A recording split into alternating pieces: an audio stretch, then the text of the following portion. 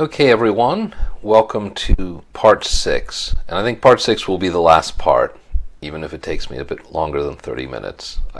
Hopefully it won't. We're up to psychoanalysis and capitalism and psychoanalysis. How the latter is complicit with the former. Okay?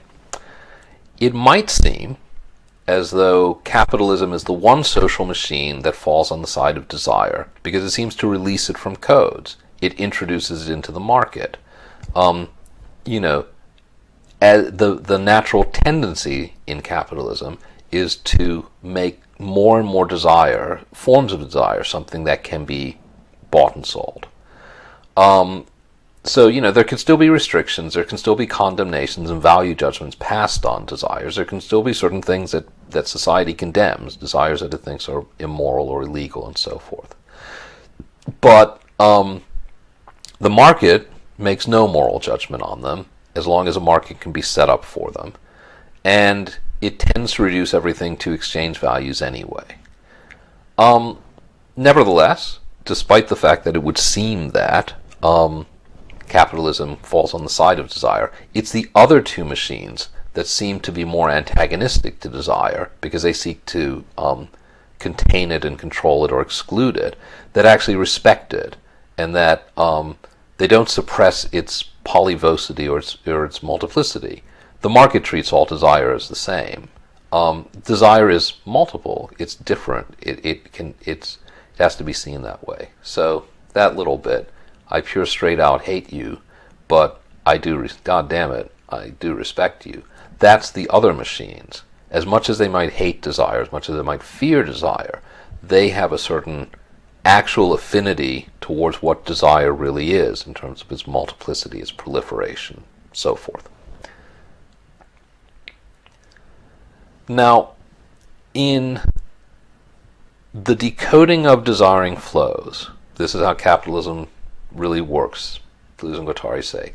They affect a deterritorialization of desire, which you can think of as a kind of coming undone. There's a whole notion of territory in the way in which it's connected. It's localized in time and space, even if territory in Deleuze and Guattari is more dynamic. But you can think of it simply in terms of its being bounded versus its coming undone, if you want to think of deterritorialization. It's a very general sense. And that's the phrase that they use in Anti-Oedipus. They speak about it in much more, they elaborate on the term much more in 1,000 Plateaus. But if something is territorialized into a structure, you could say, it's deterritorialized in the sense that it's released from that. Deterritorializations can come with reterritorializations as well. Something could be released from a certain kind of structure and put into another one.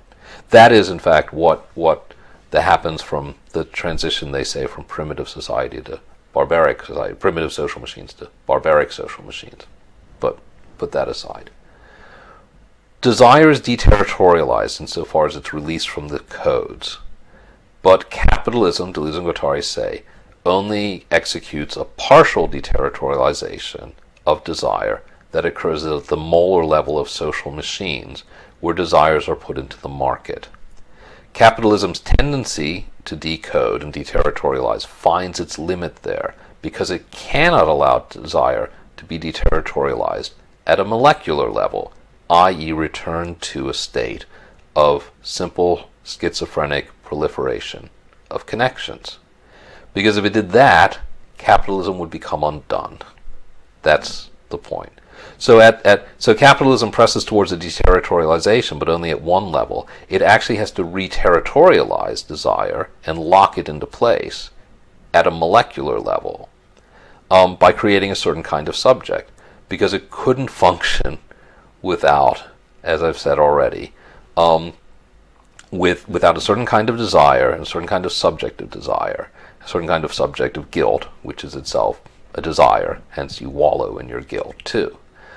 That's probably not the greatest illustration, but that's an episode of Malcolm in the Middle where Hal is taking care of the boys, and all sorts of little Hals are there pushing him in all sorts of different directions. So those are his drives, you could think. Get in the car, run away, shout at the kids, do this, control them. He's trying to figure out how to deal with and babysit the kids. That's not so much desiring production at its most basic, but it is, that is a kind of subjectivity that capitalism cannot abide by, which is just all of the drives and impulses having some kind of equal push on the self. Self couldn't survive it possibly either, which is why Hal holding his head and going nuts. Anyway, that was my reason for choosing that. Capitalism requires a certain kind of organization of the self as a certain kind of subject. Hence, although it deterritorializes desire on one level, it is absolutely not going to allow a deterritorialization of desire on another level. That's the point. So it's a partial deterritorialization. All right? Ultimately, capitalism has to effect this stringent reterritorialization of desire at the molecular level in order to contain the schizophrenia of desire by creating a suitable kind of subject. Okay? That's what the Oedipalization does. And so what they'll say is, capitalism decodes desire while at the molar level, while at the same time turning everybody into a neurotic at the molecular level.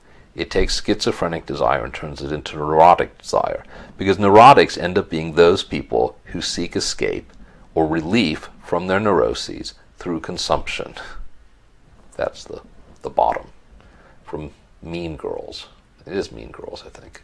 I've used that TV show or movie in another animation, in Adorno, but I can't remember her name now. Anyhow, let's continue with this. Capitalism needs this kind of subject. That's the family's mission under capitalism, and psychoanalysis's mission under capitalism.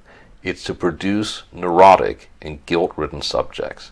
Quote here, to produce neurosis by means of its Oedipalization, its system of impasses, its delegated psychic repression, without which social repression would never find the docile and resigned subjects and would not succeed in choking off flows and lines of escape. Okay? Oedipus here is a fiction that separates desire from its productive force of connection by making that into a guilty form of connection. It's your incestuous desire. And the term there comes up, docility. Okay? Capitalism needs docile subjects. However, you have to read docility here in Foucauldian terms. Okay?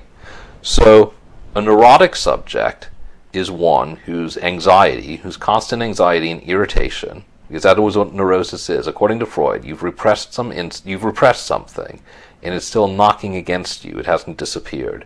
And because you can't face it, because you've repressed it, it ends up with all these kinds of irritating effects on your behavior. So you wash your hands all the time. That's a classic neurotic symptom.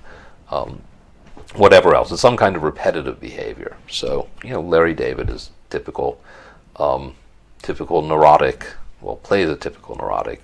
I suppose he's playing himself, so I guess he's a typical neurotic character, right? The neurotic is constantly under some kind of anxiety and some kind of irritation, and therefore in search of some kind of relief, in search for some kind of fulfillment, which would be the relief. All right? And is therefore an easy target for the next product sold, promise of making you happy or at least less miserable. The guilty subject is the one whose sense of shame leaves them despondent and docile. But as I said, it's the Foucauldian sense of docile. So, I mentioned before, Foucault does not say that discipline makes people docile in the sense that it simply makes them obedient. All right?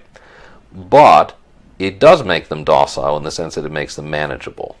Right? That's what delinquency does. It makes the delinquent is politically harmless and occasionally useful subject, who's not a revolutionary, but is just a petty criminal who keeps ending up back in prison. The guilty subject is the docile subject that is politically harmless and occasionally useful. And if it does resist, its resistance is easily managed and incorporated into the capitalist system. The guilty subject is also the subject that desires its own repression and welcomes its repression as something that's deserved. So, capitalism, again, it also requires guilt in another way, which I've mentioned before. Before I get ahead of it. Well, let me go back. I will leave that for a second. I'll go back. Guilt also functions in another really important, crucial way, which is that not everybody in capitalism is a guilty subject. Some of them are psychotic subjects that have no, or psychotic subjects, sociopathic subjects who have no sense of guilt. Those are the people who run the businesses, right? Who can happily go bankrupt and leave their employees to suffer the consequences, and then start another business again. There are certain people who do that, right? And the laws allow that to happen. But the thing that the law cannot allow to happen is for people not to pay their debts. Other people, regular people, people who can't incorporate them, who can't tie their debts to a business and then walk away from it, and can't incorporate and then walk away from it. All right? If you don't pay your debts, this is a problem. And one of the ways in which people are encouraged to pay their debts is by it being shameful and to declare bankruptcy. And people have that. Like, I've known people who've had to declare bankruptcy, and they go through this intense sense of shame and sense of failure. The vast majority of people will feel guilty, and it's really important, because one of the things that would kill capitalism really quickly is if people stop paying their debts. I mentioned this before. You might remember Eric Cantona, a football player, who tried to start a debt strike, which never got going. No, it wasn't a debt strike. He wanted everyone to withdraw their money from the bank, like on the same day, to cause a big bank run and collapse of all the banks, and nobody did this. But there were other calls from the point of after the financial crisis of just having debt strikes. Well, there have been rent strikes, right? This year, on student camp, on campuses over rents. But these things have tended not to take off the ground. Now, there's a Deleuze scholar, Eugene Holland, who's written. He's on the reading list because he's written books on 1,000 Plateaus and on Anti-Oedipus. And in the early 2012, I kind of remember him giving a talk where he was talking about, in support of debt strikes, which among other things would require us getting over a sense of guilt at going, refusing to pay our debts back. And please don't do this, by the way, because my pension is wrapped up in these things that would suffer so greatly if nobody paid their debts back. But I say that as an aside and as just a jest. Anyway, but exactly on that point, he was giving a paper talking about this, and another colleague leaned over and he said, "Do you realize how dangerous that is if nobody pays their debts?" And I was like, "Yeah, I think he does realize that it's that dangerous, and that's kind of why he's promoting it."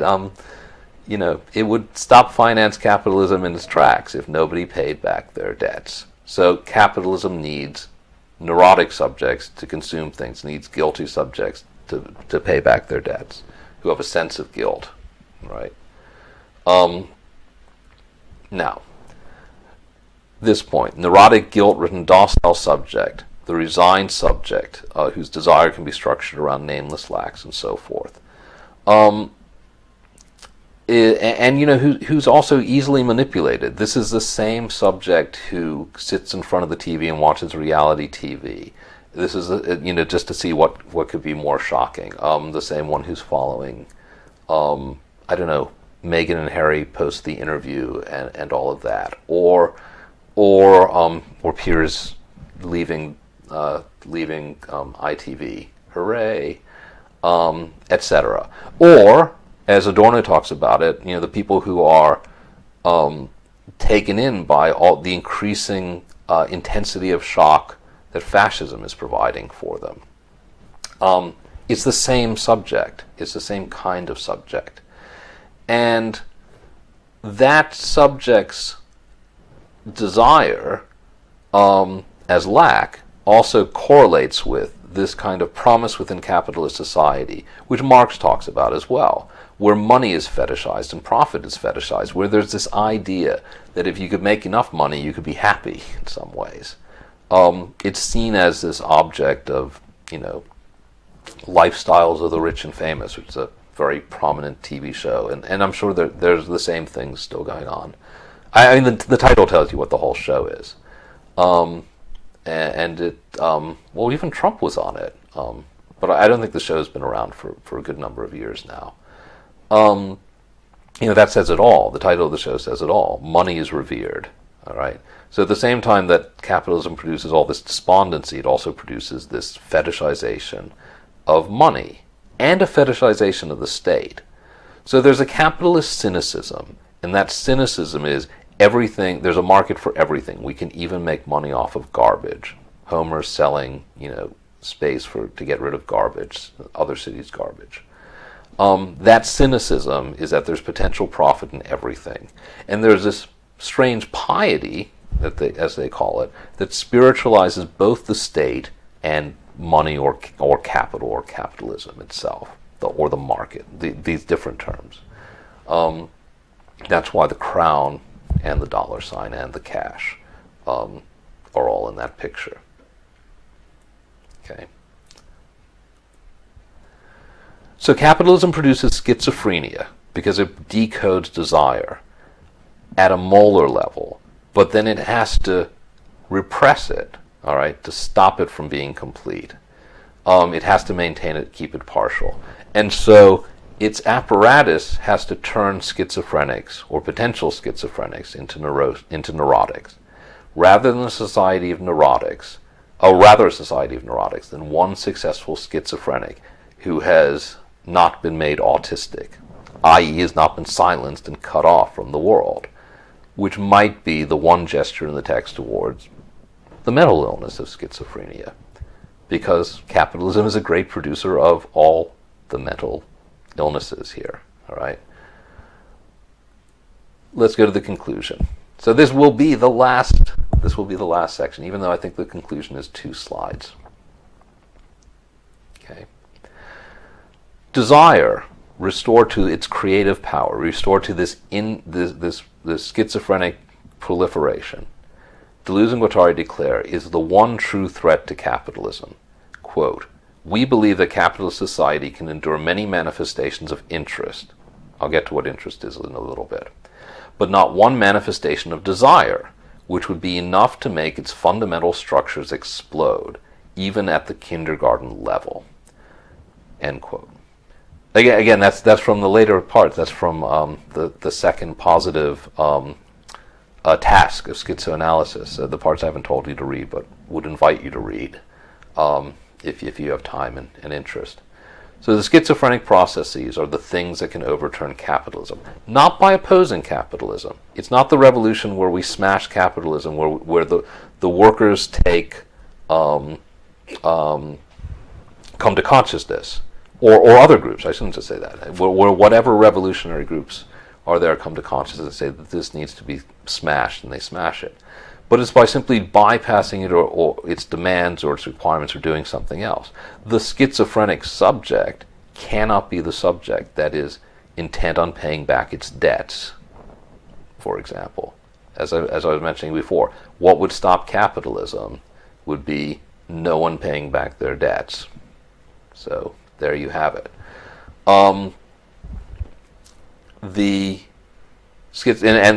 That's its form of resistance, I suppose, is the best way of thinking about it. This is how desire is resistant, because desire, as schizophrenic desire, wouldn't bow to social hierarchies. It would just go and do its thing. And that is what they think emerged in some way in May 68. That's what the revolutionary desire that emerged. Even though it emerged also with regards to actual protests that could have brought down a government. Now this task can be understood, all right, and is often misunderstood, I do have to say, as going further in the direction of capitalism itself, but exceeding capitalism and deterritorializing desire at a molecular level. This is the quote that all the accelerationists pick up on. The accelerationists, contemporary theorists of acceleration, who talk about we have to accelerate the process of capitalism, because they say it right here. For perhaps the flows are not yet deterritorialized enough, not decoded enough, from the viewpoint of a theory and a practice of a highly schizophrenic character. And so that means that the operative rule of revolutionary desire is, quote, that one can never go far enough in the direction of deterritorialization. Those statements come in the context of saying capitalism deterritorializes, which leads to the idea that maybe it should be pushed further and further. But it's not pushing it further and further in the way capitalism pushes deterritorialization, which is submitting more and more stuff to the market. It's deterritorializing at the molecular level, the thing that capitalism, the level at which capitalism is reterritorializing by trying to create neurotic subjects, by turning schizophrenics into neurotics. Okay. So the task is that, deterritorializing it at a molecular level. This is collective as well as individual, because desire is directly invested in social forms. It's never simply molecular, it's never simply molar. And those are double conditioning. That's where Foucault mentions this in the preface, and we talked about this. I talked about this in the last lecture, because I gave you the 7 points in Foucault's preface about the rules for living a non-fascist life. And one of the points he says is the group must not be an organic bond uniting hierarchized individuals, but a constant generator of de-individualization, which is freeing people from the identities that have constrained them, which are the categories of identity that have constrained them, in Foucault's language. This is the final page. We're at the end. Okay. The great failure of traditional revolution, as Deleuze and Guattari sees it, or of revolutionaries, is that they've remained fixated on interests, they've ignored desire. It's desire stupid. It's not the economy stupid. It's desire. Okay? They have seen the task as one of overcoming the ideological mystifications so that the oppressed can recognize how social and economic systems serve the interests of those in power. It is true that people have been voting, in many cases, for political parties and systems that do not support their interests, that support other people's interests. Okay? The typical revolutionary is get people to understand that they've been duped into supporting a system that has hurt their own interests. But as Deleuze and Guattari say, revolutionaries often forget or do not like to recognize that one wants and makes revolution out of desire, not out of duty. People have to want something else. And that's the thing. There was, and I think this you can see this in British politics, but I'll give you an example from the U.S., which was in 1984. Reagan went on to a massive victory in his re-election campaign against Walter Mondale, who had nominated Geraldine Ferraro as vice president. So she was the first woman nominated for vice president by a major political party. She tells this story about how they went out to the Midwest somewhere, and they're talking to these industrial workers who are all going to vote for Reagan. And she just said, and Reagan was running, the campaign was called the Morning in America campaign, because Reagan's whole claim was that America was back, that we were now standing up to the Soviet Union, which was something he said that Carter was really weak on defense, etc. And all of this other stuff related to it. Now, America went through a serious recession in the first years of the Reagan administration, and most certainly was not recovering by 1984. And for our report, is talking about how these people she's talking to, they're industrial workers. They're exactly the class of people who are suffering from all of this. And she said there was no convincing them, because what they said is Reagan made them feel like they were strong, like America was standing up again. Okay? Made them feel strong. Made them feel like they were part of a strong country. That was the Make America Great Again. Trump, right? That is not an appeal to anybody's interest. It is absolutely an appeal to their desire, which is going to get to another point later on. But it's not desire. It's not the interests that matter on this level. It's not getting people to see their interests. It's getting people to change their desire. At the same time, so there's desire and there's interest. There's no necessary connection between them.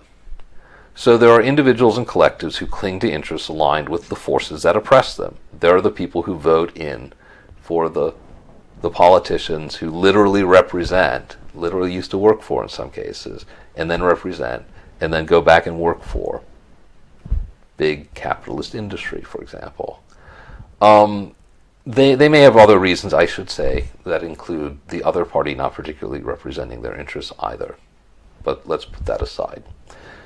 There are individuals whose interests might seem to be misaligned away from their actual interests. All right? At the same time, there's an extreme aligning of some people with their desires, with like political fascisms that, intensify their desire for their own repression. So that could be the people who not only their interests are serving, they're supporting interests that are the interests of other people, the very people that oppress them, but they're also at the level of their desire, they have the little fascists inside them. Okay. At the other side of this, though, there might be the people who are revolutionary in their interests, but they are just as fascist in their desire. They're the sad militants, for example, whose molecular fascism resides in their heads. So they're the people Adorno mentions having a problem with them, the ones who just are trying to, the left-wing parties that are trying to enforce solidarity where it doesn't even exist. For example, the Foucault talks about as well. The ones who have the friend-enemy complex at the heart of their thinking and all the rest. So you could be revolutionary in your interests but not in your desire. You'd be reactionary in your desire. And that becomes a problem. So why is it that this desire thing is important rather than interest? Why is it that somehow doing something to change people's desires, as difficult as that sounds, possibly as impossible as that might seem, is because that side, I suppose, is at the heart of the issue. All right. William Connolly writes about this stuff really well. He doesn't use Deleuze and Guattari's language of desire, but he does talk about micropolitics as a politics of desire, what you could call desiring machines. And the point that he always makes is that the right is just far better at this game and far better at this politics than the left is, historically. So the right knows how to not trick people, maybe that happens too, not trick people into thinking that their interests are not their interests. But they're really even better at getting people's desires oriented in exactly the right way. So, that there's that old joke, I guess, which I've mentioned before, maybe not in this class. There's a capitalist, a worker, and an immigrant, and there's 20 cookies, and the capitalist takes 19 of the cookies, and he tells the worker, beware of that immigrant, he's after your cookie. All right? That is, clearly gets the worker working against the immigrant and probably against his own interests, because really they should be demanding more of the cookies from the capitalist. But it's directly working on desire, right? And it's playing on antagonisms of the worker for the immigrant who's out to steal your job, etc. These are appeals to desire, or appeals to something which is visceral as opposed to rational, and it is desire as opposed to interest. So the dog whistling, right? That's Trump with the dog whistle underneath, or Hannity, right? Who is just going to turn everything into a matter of culture wars. You can think of these as distractions, but that's kind of missing the point of what they're doing. They're a distraction from the point of view of interest. They are a manipulation of desire from the point of view of an analysis of desire. And desire isn't just fantasy. Desire creates social reality, That's the hurdle, I suppose, Deleuze and Guattari are saying, for any kind of revolutionary politics, or even just for a progressive politics, one could say, is figuring out how to operate at the level of desire, not at the level of interest. People don't become revolutionary. People, it's up there. People make revolutions out of desire, not out of duty, not out of interest. So that's the end. 6 parts. This has been a little bit more than 3 hours. Thank you for sticking with it, if you've stuck with it this far. And we're almost at the end of the course, too. So we'll discuss this on Tuesday, and then we'll have one more lecture. And hopefully, if I can get on top of things, I will be able to get the next lecture out a bit earlier, so you also have a bit more time. Because I am aware of the fact that I'm getting these lectures out over the weekend, and there's a Tuesday morning class. But this is done, so I'm going to say goodbye to you, and I'll see you on Tuesday.